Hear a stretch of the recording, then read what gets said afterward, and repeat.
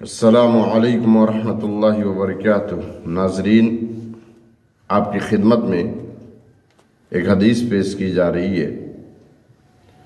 حضرت عبداللہ بن عمر بن عاص رضی اللہ تعالی عنہما سے روایت ہے کہ رسول اللہ صلی اللہ علیہ وسلم نے فرمایا، اللہ کو سب سے زیادہ محبوب نماز حضرت داؤد علیہ السلام کی نماز ہے، اور سب سے زیادہ محبوب روزہ اللہ کو حضرت داؤد علیہ السلام کا روزہ ہے۔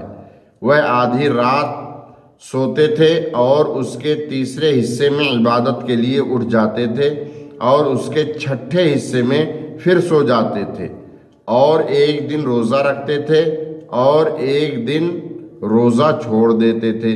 یہ بخاری کی روایت ہے۔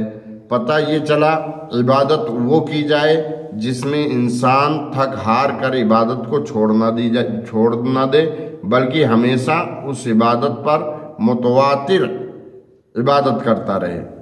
اللہ تعالی ہم سب کو ایسی نماز پڑھنے کی توفیق عطا فرمائے جس میں اللہ تبارک و تعالی راضی ہو، اور ایسی سنت پر عمل کرنے کی توفیق عطا فرمائے جس سنت پر عمل کرنے سے اللہ تعالی تو اپنی جنت میں ہم سب کو اعلیٰ مقام عطا فرمائے، اس سنت پر عمل کرنے کی توفیق عطا فرمائے۔